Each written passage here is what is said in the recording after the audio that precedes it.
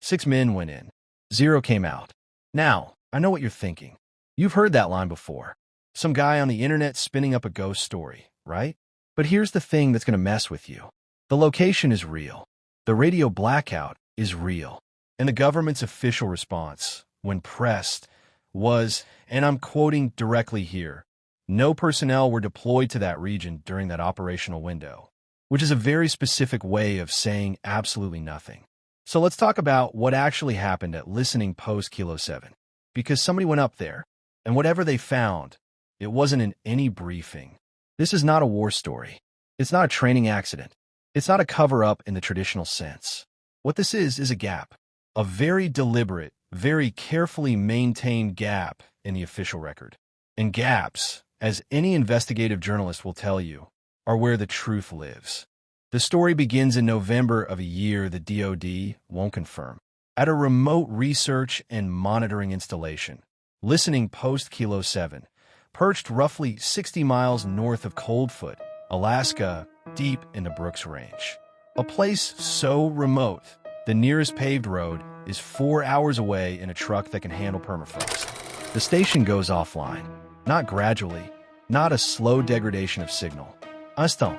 Full blackout, power, comms, everything, at 2:47 in the morning.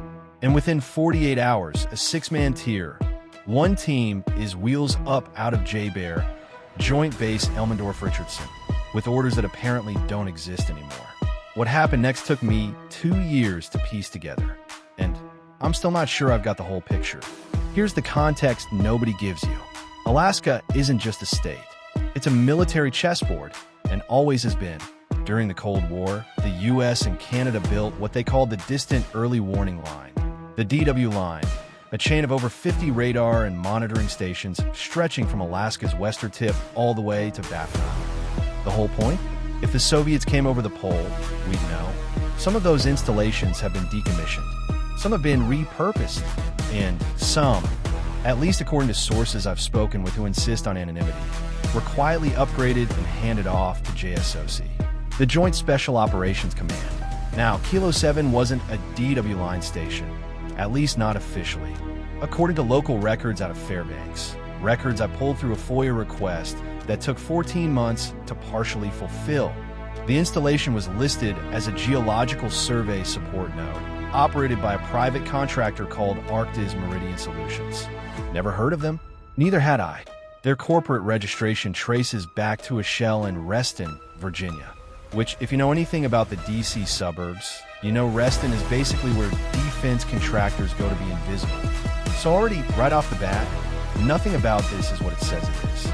The team that was sent in, and again, officially, no team was sent in, would have been what the special operations community calls a small footprint direct action unit.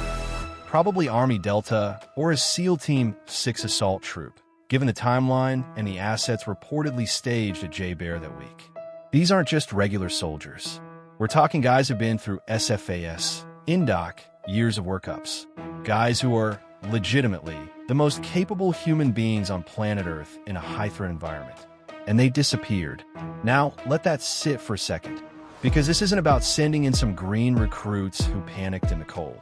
We're talking about operators who have survived Kandahar, Mosul, and places that don't have names on any map you can buy at a gas station. Whatever they encountered at Kilo 7, it wasn't something their training covered.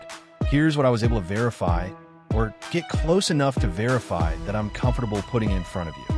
The first radio transmission from the team came in approximately 4 hours after insertion, roughly 6 a.m. local time, still pitch dark that far north in November. The lead operator, callsign Longbow, reported that the station's exterior structures were intact. No visible breach, no storm damage. Power was simply off, and the door to the main habitat module was open. Not forced open, just open, in negative 30-degree Fahrenheit temperatures with 60-mile-an-hour gusts. Nobody leaves a door open in that environment. Not voluntarily. The next transmission, logged approximately 90 minutes later, is where things stop making sense. Longbow reports that the 6 personnel originally stationed at Kilo 7 are not inside the habitat. No bodies, no blood, no signs of firefight. The equipment is operational, or was operational before the power cut. Personal effects are still there. Boots by the door, a half-eaten meal, a Bible left open on a bunk. But the people are just gone. Now here's the part of this story that I could not let go of, because it reminded me of something real. In 1930, and this is documented, you can look it up, an entire Inuit village on the Canadian side of the Arctic called Angikuni Lake vanished. Every single person. Dogs found dead outside. Food left on stoves. And no explanation ever came. The Canadian Mounted Police investigated. Nothing. I'm not saying those two things are connected. I'm saying the pattern of evidence is identical. And that's either a coincidence or it's a signature. The third and final confirmed transmission is the one that every single person I've shown it to goes quiet after. Longbow, voice noticeably different now, strained, reports movement approximately 400 meters north of the station, in a direction where there is nothing. No terrain feature, no structure, no reason for anything living to be out there in a ground blizzard. He describes what his thermal optic is showing him as, quote, a column, vertical heat dispersion, non-uniform, moving against the wind. In extreme cold weather operations, biological entities, humans, large animals, show up on thermal as bright white blobs. Warm, contained. What Longbow is describing is something that radiates heat but doesn't hold shape, something that shouldn't exist. He says, and these are his exact words, the last words on the recording. 2 incidents, 2 different continents, same designation.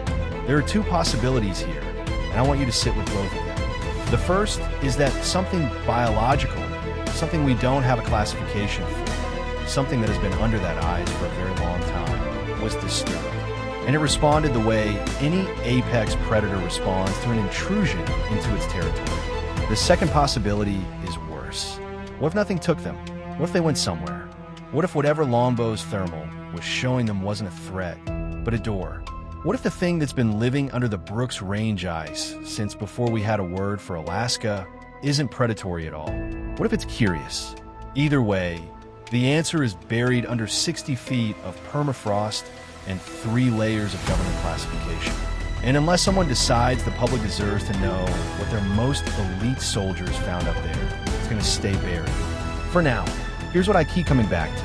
We spend billions of dollars training human beings to be the most lethal, most resilient, most adaptable fighters in the history of warfare. We put them in the worst places on Earth, and we ask them to bring order to chaos.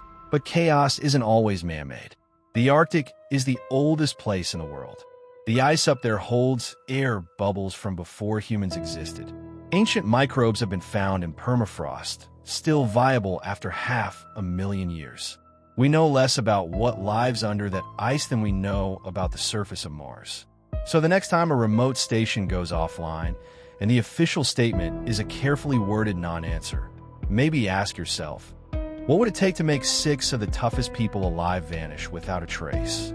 And more importantly, why does the government already have a form for it? Sleep tight.